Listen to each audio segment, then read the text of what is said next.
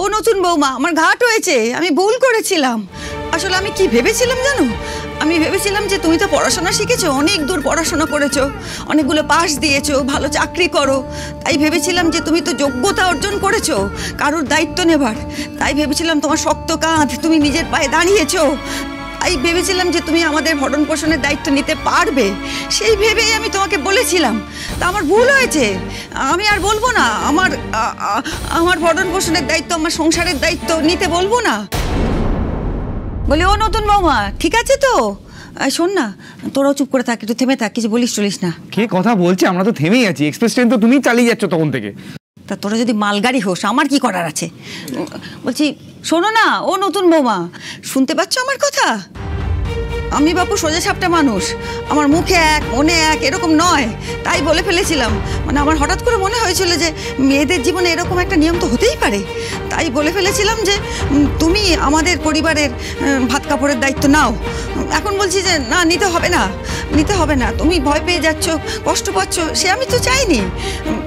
আমি বলেছিলাম ঠিকই, আমি মনে ভেবেছিলাম বলেছিলাম, এখন তোমার যা মনে হবে তুমি সেইটাই করবে, কিন্তু আমি তোমার উপর কোনো জোর খাটাচ্ছি না, তুমি সম্পূর্ণ স্বাধীন, তোমার যা ইচ্ছা হয় তুমি তাই করো। আজকের দিনে লক্ষ্মীটি এরকম গোসা ঘরে খিল দিয়ে থাকতে নেই, তুমি বাড়ির নতুন বউ।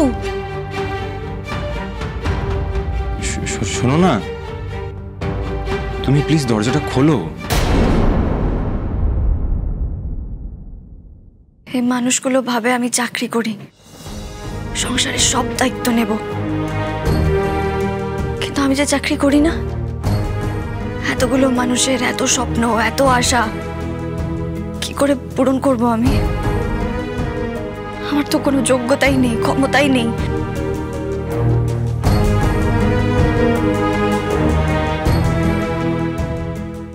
লড়বো, আমি লড়বো, আমি হাল ছাড়বো না। আমি আজ না হয় চাকরি করি না, কিন্তু একটা চাকরি খোঁজার চেষ্টা তো আমি করতেই পারি।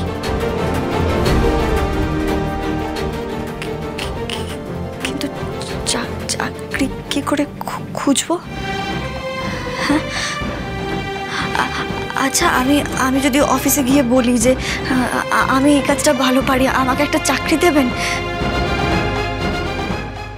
না, আমাকে তো চাকরি দেবে না, আমি তো বেশি দূর পড়াশোনা পর্যন্ত করিনি।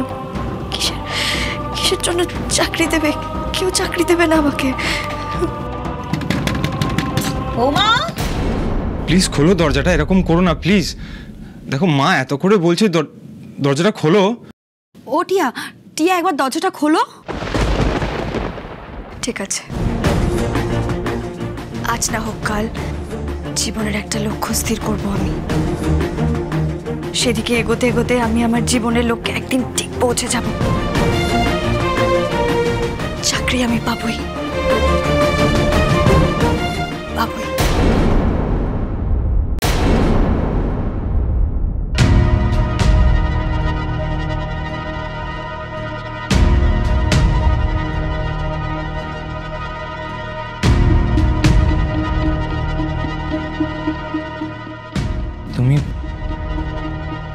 তুমি কাঁদছিলে?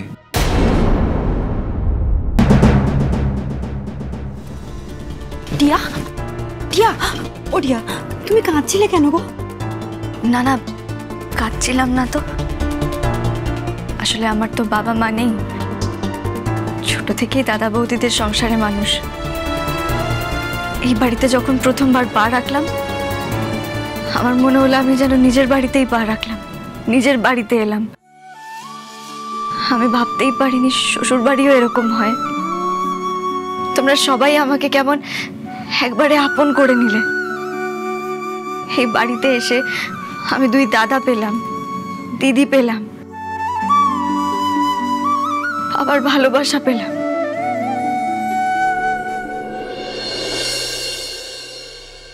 সবে সবে এই বাড়িতে পা রেখেছো, আর এসেই চোখের জল ফেললে? বলি ঘরের লক্ষ্মী কাঁদলে যে ঘরের অকল্যাণ হয়, তাই না? আমি ওইসব বললাম বলে তুমি আমার উপর রাগ করেছো, তাই তো?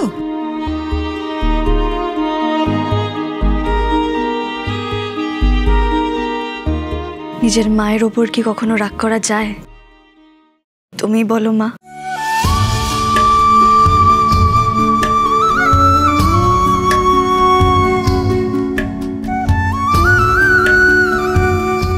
কি বললে? আরেকবার বলো। মা, আলো, কুলু, রাজু, শুনলেই কি বললো এই মেয়ে মাকে?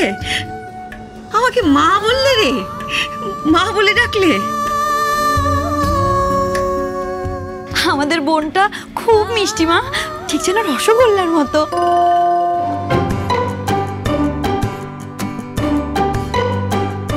কথা ছিঁড়ে দেখো তোমার সেজো জায়ের। হ্যাঁ, আমার মেজো বৌমাটি ঠিক এরকম, খালি খাই খাই খাই কি করে। বলে তোমাদের আর খাওয়া ছাড়া কথা নেই না, রসগোল্লার মতো।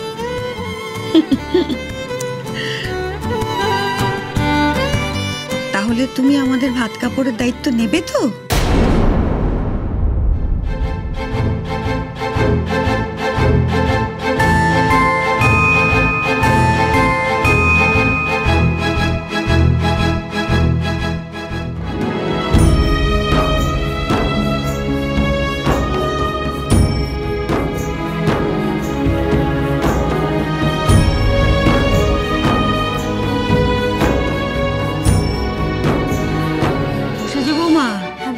রাজি হয়েছে যখন শিগগিরই ভাত কাপড়ের থালা নিয়ে এসো, নাহলে এবার মুড বদলে গেলেই মুশকিল।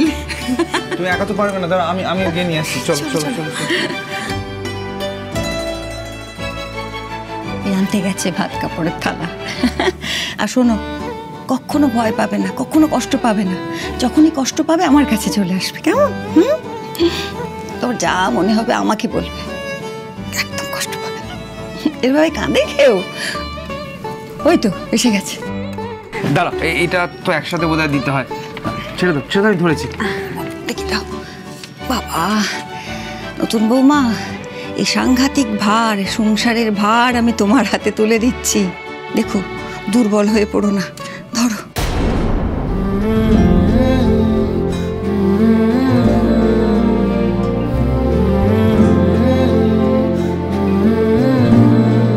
তোমার এই মেয়ে আজ তোমাকে কথা দিচ্ছে, আজ থেকে আমার জীবনের শিকড় এই সংসারে বাঁধা পড়ল।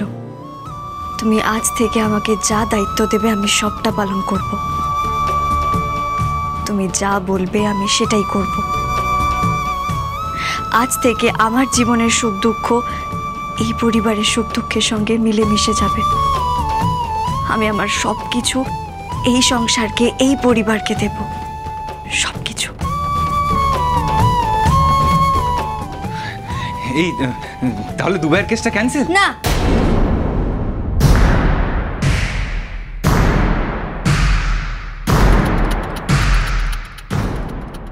ওটা ক্যান্সেল করা যাবে না। তুমি না ভালো চাকরি করো, তুমি আমাকে দুবাই নিয়ে যাবে। কথা দাও, আমাকে দুবাই নিয়ে যাবে তুমি।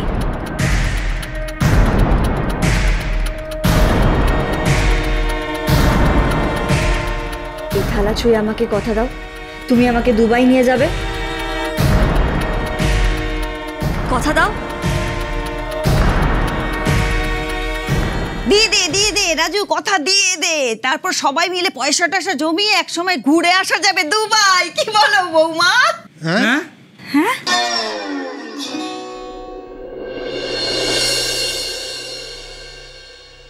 ঠিক আছে, আমি কথা দিচ্ছি, আমি তোমাকে দুবাই নিয়ে যাব।